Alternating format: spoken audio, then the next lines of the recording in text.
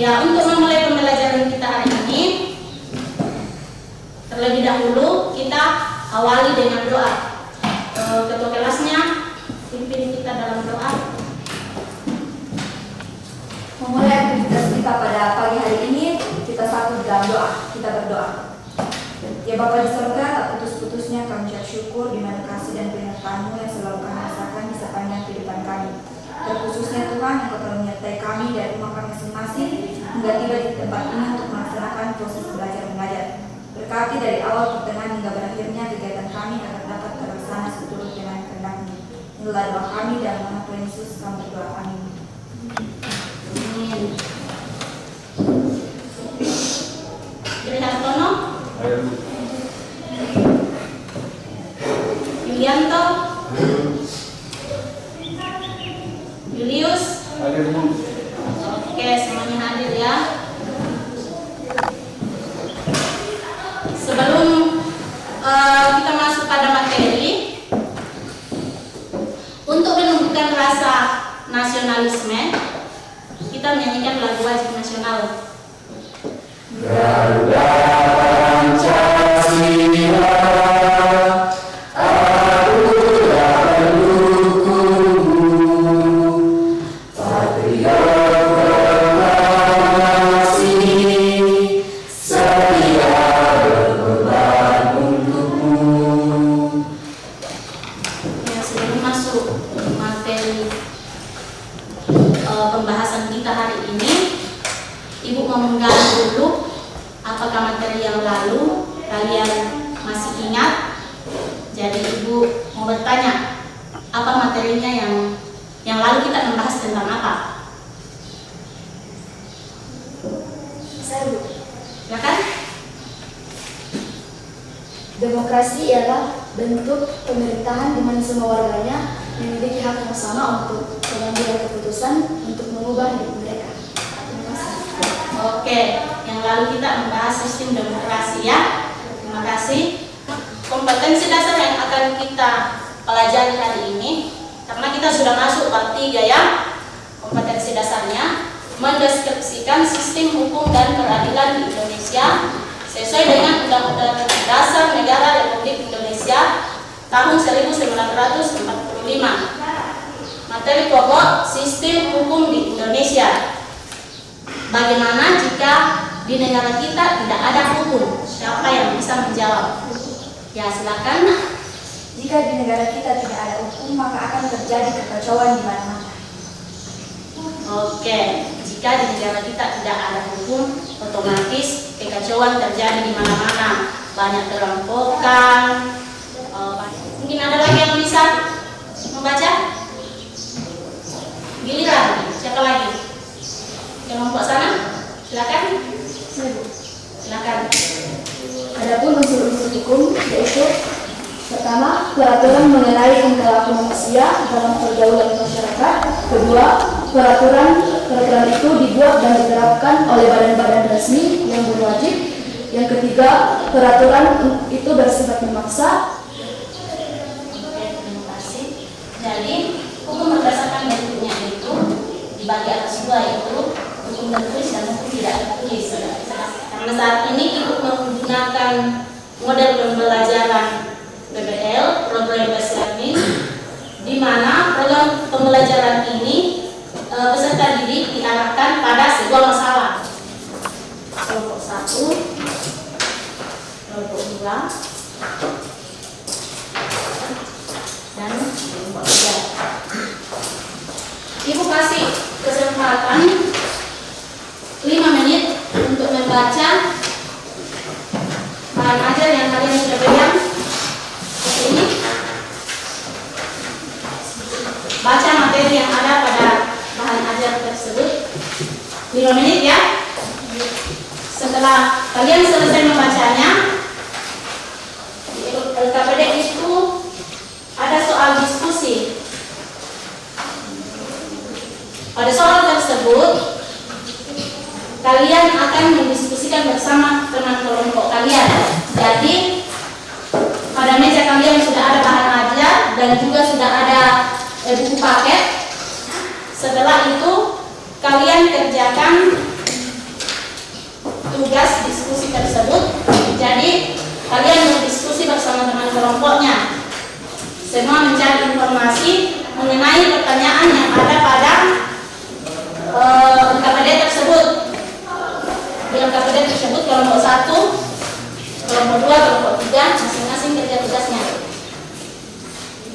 Dalam proses diskusi ini, dalam mengerjakan tugas ini, Ibu berkesempatan 10 menit. Setelah selesai, masing-masing dari kelompok naik untuk mempresentasikan hasil dari diskusinya. Yang kurang jelas tentang materinya boleh ditanyakan, dan kurang jelas tentang pertanyaannya silakan ditanyakan. Waktunya 10 menit ya, mulai dari sekarang.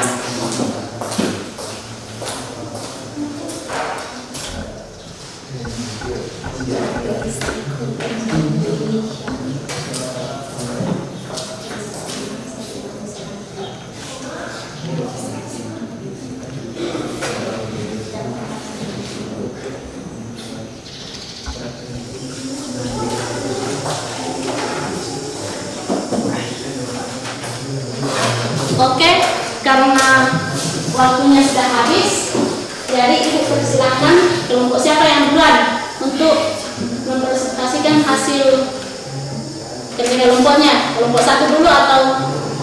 Oke, silakan kelompok 1.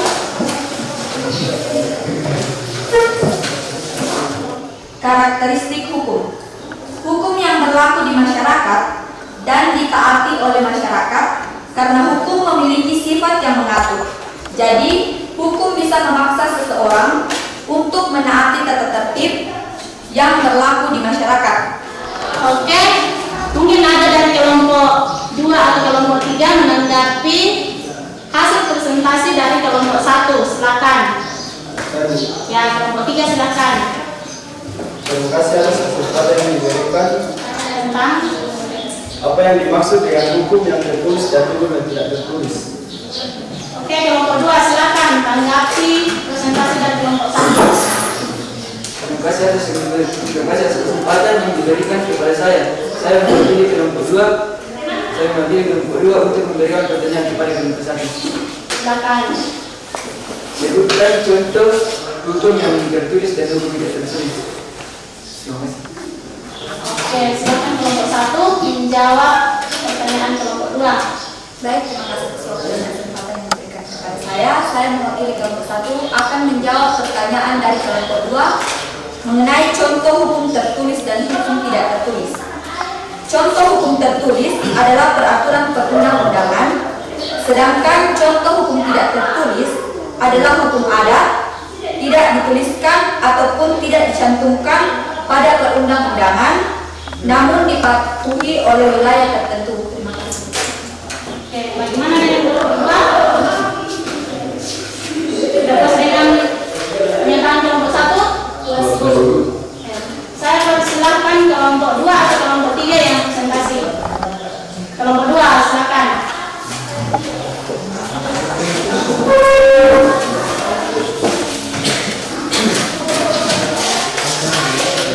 Hukum kedesaan adalah peraturan yang tidak tertulis terbentuk dalam himpunan kaidah-kaidah yang langsung yang dibuat oleh masyarakat itu sendiri melalui kebiasaan. Sekarang Ibu persilakan kelompok 3 untuk mempresentasikan hasil diskusi kelompok mereka. Silakan.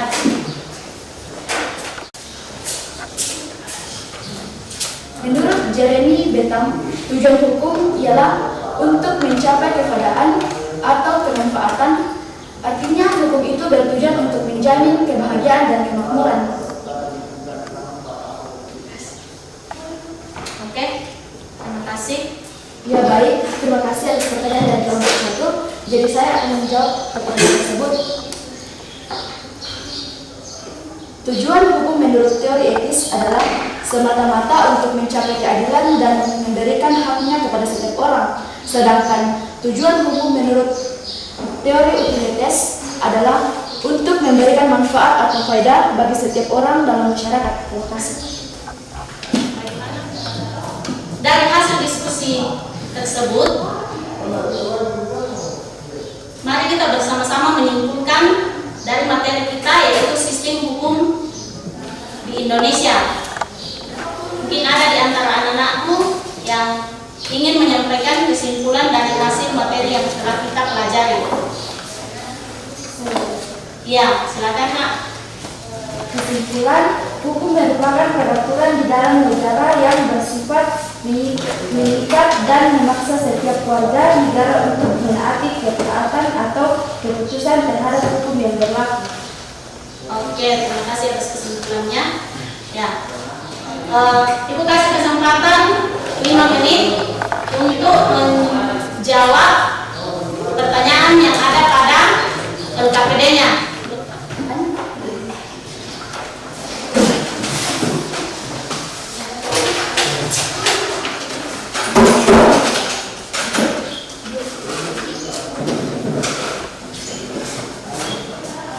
Untuk pertemuan berikut, kita masuk pada bagian B, mencermati sistem peradilan di Indonesia.